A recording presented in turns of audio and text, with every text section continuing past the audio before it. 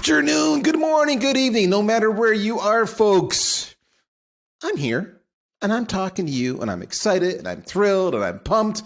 I'm having an okay week. Now, I had an awful sleep last night. Do you guys ever have an awful sleep? Like you go to bed and life is grand, right? You're thinking, I'm chill, I'm tired, I'm relaxed, I'm mellow. Like I'm feeling like this is going to be an epic sleep.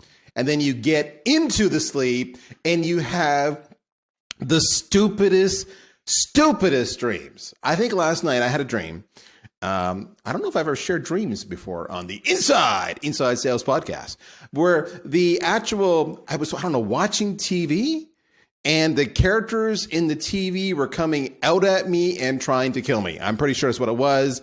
And then I was, I was retaliating, throwing stuff at the TV and I don't know, shooting them. Who the hell knows? And it was weird. And I'm in my dream. You're in the semi-awake, half in, half out state where you know what's going on. And you're like, this is exhausting. Like, why am I doing this? And then you keep on doing it. And I was like trying to find places to duck and hide. And I'm like, this is nuts. And then finally, eventually you wake up and you go, okay, enough of that. What the hell?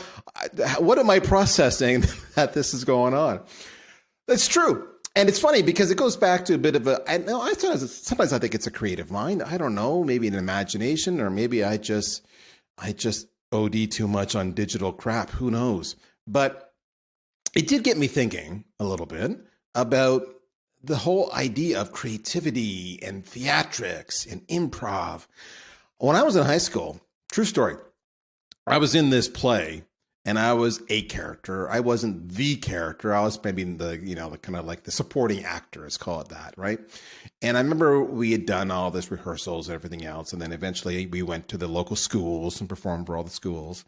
And there was this scene where I was clearly guilty of something. I had done something and the main character stumbles across, the consequences of what I had done and is trying to figure out who did this. And I'm off to the side of the stage and I'm like fanning myself because I'm getting nervous. And the more the main character gets into and figuring out what's going on and trying to really, understand this, I'm fanning myself faster and faster and faster. And the audience was eating it up. They were laughing. And the faster I fanned, the louder they laughed. And I'm feeling really good. And we had a great show. And so when we're done the show, they were regrouping backstage and kind of get ready to leave and go back home. And our drama teacher is instructing us on how that went, doing a little bit of the debrief, right? The post-sales call debrief, if you will. And she chastised me. And I was not happy. And because I thought I rocked it. And she said that I took away from the star. I became the star. And now that I'm 53 years old, I'm clearly not over it and still bitter about this little chastisement. So screw you to my former drama teacher. But it's an interesting conversation. Do you use improv? Do you have that creative element?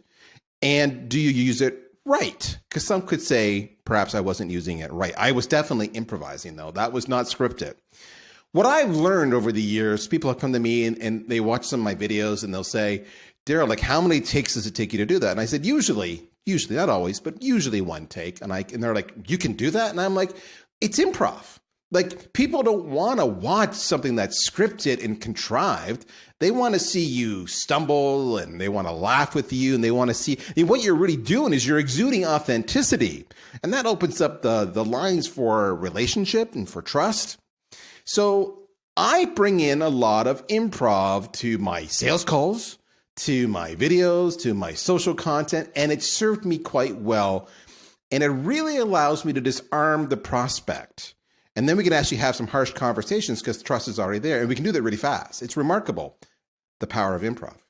And I realized I'd never talked about this before, ever.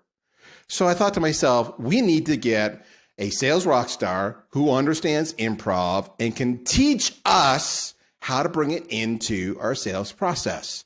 So that's what I was thinking.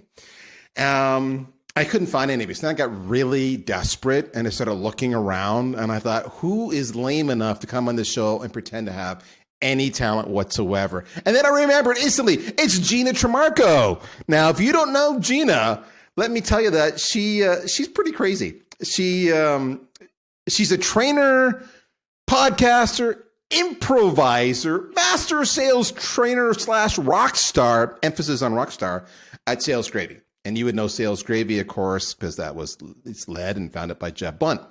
So she's really, really cool. She's even founded her own improv company. So today, Gina's going to make us really smart. And when we're said and done, I'm confident that we will all be able to do better than Elon Musk recently did on Saturday Night Live. So Gina, welcome to the show, my friend. Oh my gosh. Thank you so much. What a great introduction. Well, I thought, what would Jeb want? That's what I was kind of doing. I got to ask you a question.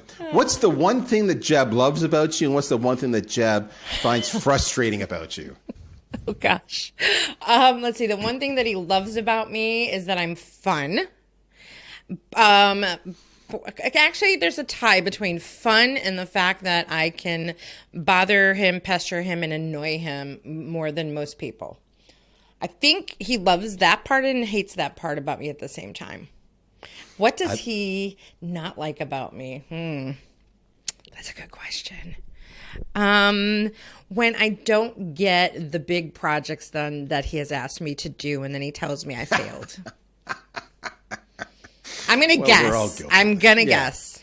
Yeah, we're all guilty of that. I understand. Now, for those who don't know, let's get this out of the way up front. Of course, Jeb, one of the original founders of Outbound Conference, and Gina, Outbound's just around the corner. Is there any chance at all that you might be speaking at the Outbound Conference? There is a really good chance I will be speaking. Yes. Crazy. Of course. I am. Jeb has actually dubbed me the Oprah of Outbound. So there's two ways to see me at Outbound: on the main stage with my co-host Rachel Pitts, my co-host from The Women Your Mother Warned You About. We will be live streaming for 2 days over lunchtime, and then I've got my own session called Spontaneous Selling. So now, does Victor Antonio know that you're going to be doing this live streaming at lunchtime? Because he's doing, if I recall, the daily debriefs around 7 at night, and I'm feeling like there might be some tension here between two of you rockstar hosts. I think Victor likes me. I actually got to meet him in person last week at the Sales Gravy office. So I think we're going to be fine.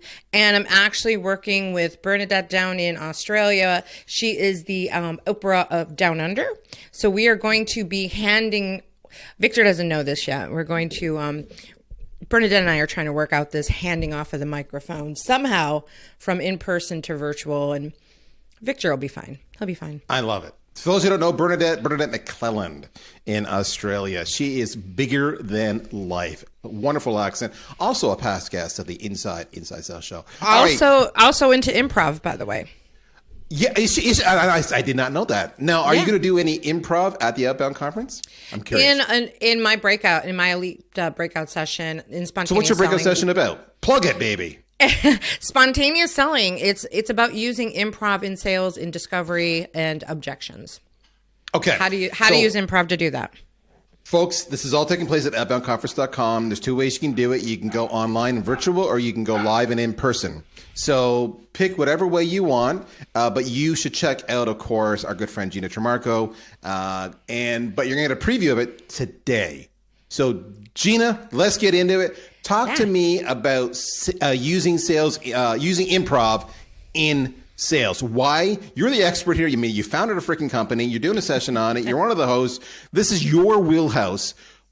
If I'm listening and I'm going, I don't do improv. I am Mr. Control. I've got a pre-call planner. Everything is structured. This is how I roll. I follow my process. There's no room for improv. Talk to me. Am I doing it wrong? Why should I do improv? And are you drunk? That's what I really want to know. Are you asking me if you're drunk, or are you asking me if I'm drunk? I don't know. I've been drinking too much to know which way I'm asking. All right. So I actually want to jump into 2 things. I want to do something a little bit different, which is not different for me, but going off the script for a second, if you don't mind, because when you started talking about this, you talked about 2 things. You talked about this time, this theatrical time for you, where basically the note I wrote was you were stealing the light. You were stealing You're stealing the stage. You were upstaging this scenario. And then you talked about how you can do things in one take. And there are two very specific things there, right, that are very improv related. And I don't even know if you know this because it's kind of embedded in us. The stealing of the light. I could completely relate to that because in some of my theatrical upbringings that were not improv related, I could sense in the small roles I was given that if I played them big, I would steal the light accidentally. And how do we play big? We can sense people's reactions. And when we're getting positive reaction, we have a tendency to do more of what we just did. And it's a very innate skill to do that.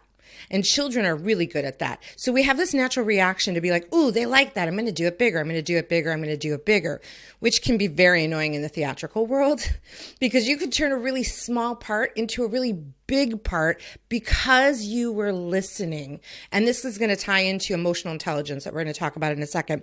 And then the one take. Being able to do things in one take is about having a willingness to fail. When you have the confidence that it's okay if I screw this up because I can be authentically 100% myself, I can do this in one take and I'm going to have some things that are wrong in that take and it's okay. That's how you're able to do that one take. Does that make sense? No, it's true. I get asked often for advice for sales reps or even marketers. And literally, then the top 2 or 3 things I say is give yourself permission to fail. Yeah. And trust me, it's worth, just get over yourself, get over your ego, get over your vanity. And when you fail, just laugh at yourself, exactly. and away you go. And people just connect with that. They will fall. It's ironic. As a sales leader or a marketing leader, people will follow me when they see me fail. That's the whole juxtaposition that people don't understand. Yes. It's crazy. People love it because they relate to it. So when we're talking about sales, we're talking about relatability and connection. And that's how you build trust is through the relatability. And even in this piece, when I said, hey, I want to go off script for a second and talk about stealing the light and the one take. So what I was doing during your introduction is I was really, really listening to you. And I was taking notes so that I could come back and call those things back and make reference to it. And maybe deep down inside, you had a moment of, oh my gosh, she was listening to me because she just called those stories back. Did you feel that?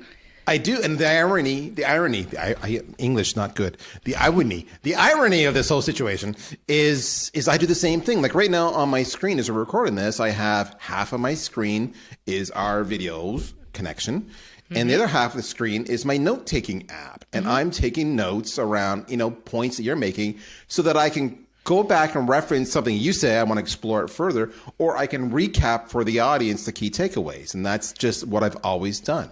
And you're right. People feel listened to. They feel heard. Right. So now we're going to segue into the first point I actually had, right? That was kind of on my script is the emotional intelligence piece. And this became extremely obvious to me. Actually, Sales EQ, one of Jeb's books, years ago, I was reading it and I was very much into emotional intelligence and how we use it in improv. And it started to make so much sense how we could do that in sales. Because when I owned my theater, which I owned for 11 years before the pandemic wiped it out, I started attracting all of these timeshare salespeople to our classes. They were just regular classes anybody could sign up for. And all these timeshare sales, it was like the Pied Piper. One took it and then the next took it. And they started coming back to me saying, hey, we're making so much more money because we're taking improv. And I couldn't really wrap my head around it right away because I had been using improv from a corporate training perspective in the area of leadership. Because when we look at leadership, like we can really use improv in so many different ways, but in leadership, we can improve emotional intelligence. I mean, it doesn't have to be leadership. It could be anything. We can improve emotional intelligence through improv. Because when you look at emotional intelligence, we know what it is. It's about the ability to be very self-aware of our own emotions and our own triggers so that we can manage those. And being aware of the emotions of others. Can't really manage the emotions of others, but you can help steer them into the right direction, especially in the selling and the buying process. So we know what emotional intelligence is. Yay. How do we improve it? A lot of times that's not talked about. So how do we improve our ability to be self-aware and aware of others? In order for improvisers to perform really well on stage as entertainers, they have to put the other performer first. Meaning the number one rule in improv is to make the other person look good. As a matter of fact, it's about making everybody look good. When you focus on making other people look good and paying attention to them, you automatically look good. And then you pull people into you because they start to trust you, because they feel like you care about them. So this became really obvious to me that we can become more emotionally intelligent if we exercise our brain through improv. So help me understand then for those time share, I'm blanking there, timeshare sales reps, what element of the improv was working well for them? Was it they were just establishing through the EQ aspect a connection, a bond with the prospective consumer, and therefore they were able to get over objections, or what? Yeah, and they weren't even aware of the EQ component, right? They're not even aware of that piece of it. What we do in improv and in emotional intelligence is number two, like we talk about making everybody look good. How do we make others look good? We spend more time listening than talking. Yep. So when we get into this place of really listening and hearing what someone else says, that's where the trust begins. This is not rocket science. This is not something new. All I'm doing is telling you what that looks like on stage, but how do we transfer that into the sales arena? On stage, for us to perform, we have to listen to what the audience gives us. Because we don't have a script. We have framework. We don't have a script. So when the audience gives us something and we listen to them to take their suggestion, we validate them by taking their suggestion, and then we try to take it in another direction because maybe it wasn't the best suggestion. So think about objections. That objection, what do I do with that? But you still validate them to build something. So this is what the timeshare salespeople were seeing. They were seeing that they were learning how to shut up and give more space to listening. And they started to notice that those people that they were selling to started to lean in more, because we lean in the silence. So going back to the stage, when we on stage get a suggestion that we don't know what to deal with. So think about any kind of sales situation. You have been given an objection you don't know what to deal with. And you can go through fight or flight or freeze. You don't know what to do with it. Sometimes the best thing to do is nothing, is to just shut up, sit in it, think about it, because what happens in that moment of silence is the person on the other end physically leans in. I've seen it a million times from the stage looking at an audience, that when me and my partner on stage don't know what to do next, we actually just physically start doing something. And in an improv, we call this washing the dishes. Or sawing a tree. So when we start washing the dishes, we actually physically start washing the dishes in silence, because eventually the physical movement will evolve into an idea. So we're taking away from having to speak and think, and we're just resting into it. And that entire time of silence, the audience physically moves in. They lean in, because they're like, am I missing something? Because they're not talking. And the longer we go in silence, the more captivated they become. Well, I'm assuming there's an anticipation, like, oh, they're silent. So it's almost it's a nonverbal cue that something interesting is about to happen, whether I hear, right, see, watch. Right. And I want to lean in because I don't want to miss it. Exactly. You don't want to miss it.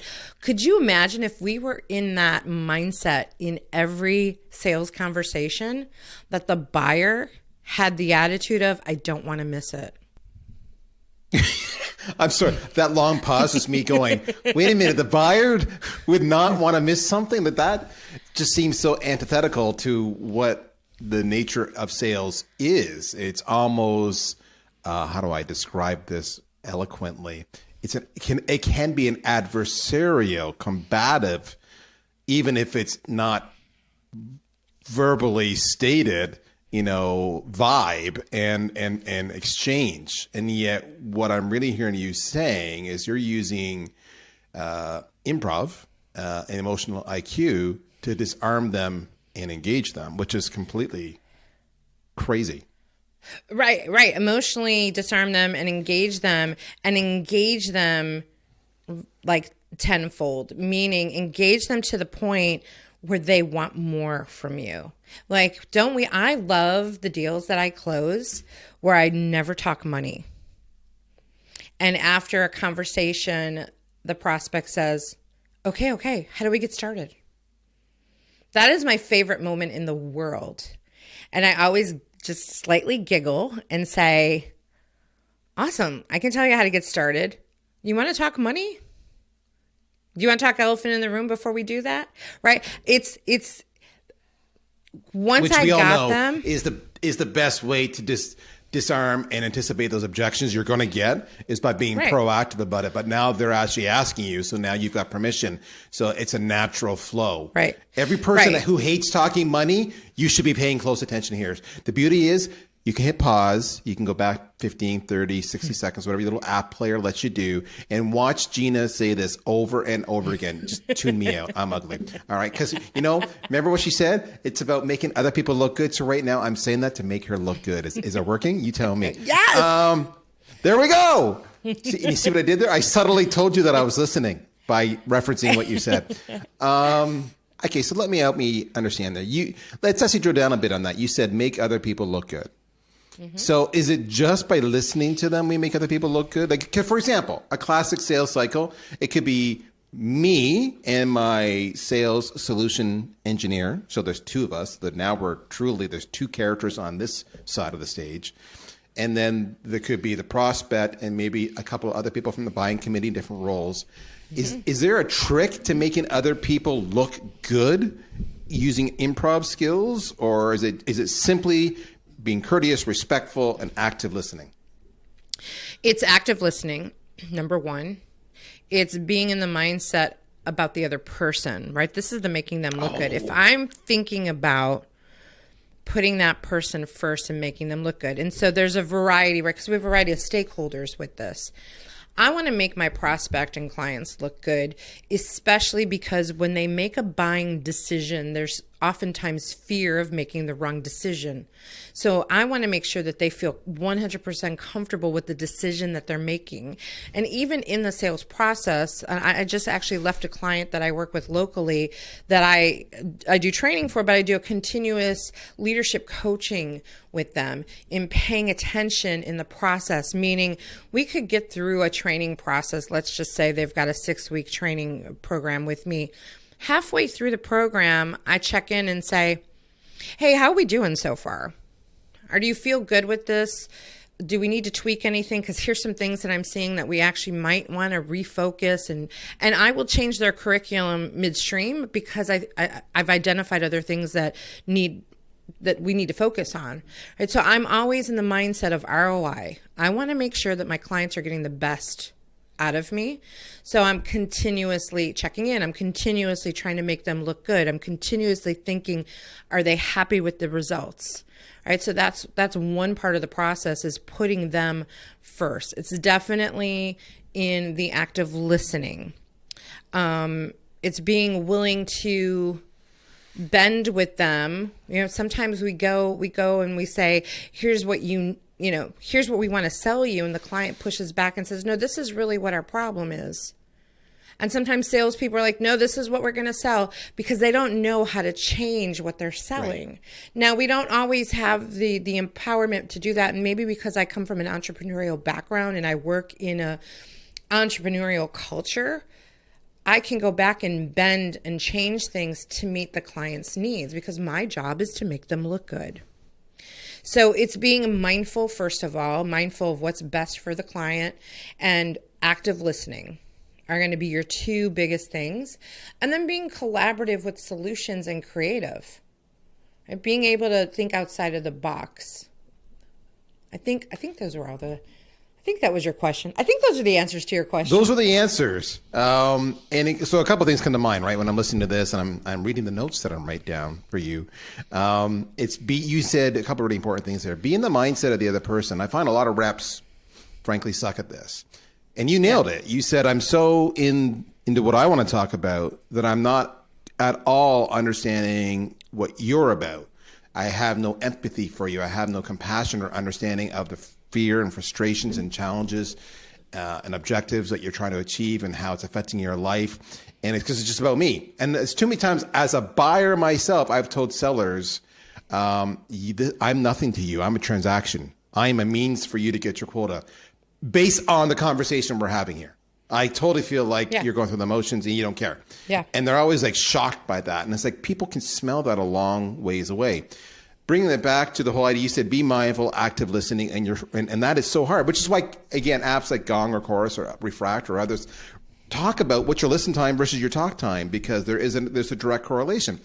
But using an improv reference, what I'm really hearing you say is you need to adapt to the scene rather than sticking to the script. Well, look at you. Yeah, it's all about adapting and agility. It's about being in the flow. So when we talk about, like discovery conversations in general, right? It's important to have your questions. It's important to have the right questions, the right probing questions, the right open-ended questions. It's important to have those questions. But you don't want people to feel like they're being processed or interrogated. So how do we get outside of that, where it's a free flow and it's fluid? Your discovery should be fluid. And the best way for it to be fluid is that act of listening and then building on it. When we build on it, I can have my list of questions ready and maybe only ask 2 of those questions. I make sure that my most important questions are always asked, which are always around outcomes. But the questions I'm asking are built on the last answer I got, if that makes sense. It makes absolute sense. I get an answer, and then a question comes, and I guess that's what also comes from making me a good interviewer on a podcast. My podcasts flow with my partner and I because we're asking a question based on the last thing the person said.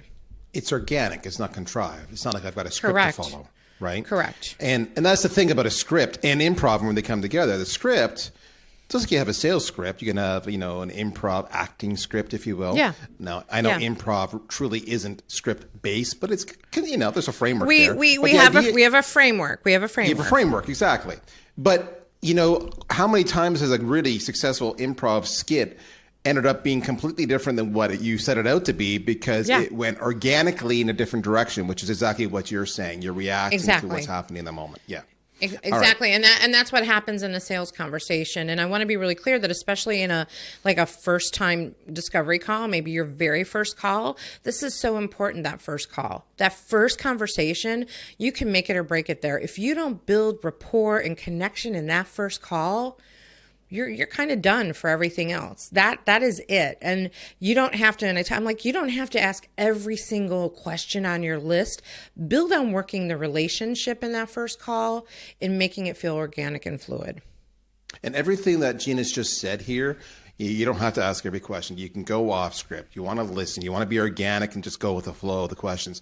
Ironically, all of this comes back to actually having confidence in yourself that you actually know what you're doing and you're going to go with the scene wherever it takes you, right? Because you can always have a follow-on meeting to get those answers you didn't get in this first go round. Exactly. Those are the details. And here's the thing. People want to feel like you care about them. They want to feel like you listen. They want to feel like they're important. Right? And if you start asking them all these questions about their business, they're going to feel processed and they're going to feel like all you care about is their business. People want to feel like that you care about them specifically, not about Darryl who owns the company or runs the company. They want to know Darryl, the guy. That's exactly it. People buy from people. We all know that. Right. Folks, we're out of time. This is Gina. I know. This is Gina Trimarco. She's going to be at the Outbound conference. However, you can get her lots of places. Go to LinkedIn. She's there. Go to salesgravy.com. Learn more about her. She's a rock star. She's amazing. She's even on Twitter, but she tells me she doesn't really go to Twitter. But if you want to go to Twitter, it's just Gina Trimarco. Nice and easy. So with that, Gina, thank you for your time today. Everybody follow Gina. Better yet, go to the Outbound conference. You can watch her live or virtual, taking place mid-June. You know the drill. By the way, you want a discount code? You can go to outboundconference.com. Just use VanillaSoft 100. It'll save you a few shekels, and that's not a bad thing. We're out of time, folks. Go practice your improv chops. In the meantime, I'm Darryl Prale, and I'm going to go to my next call where I will try hard not to steal the scene. You take care. We'll talk to you soon. Bye-bye.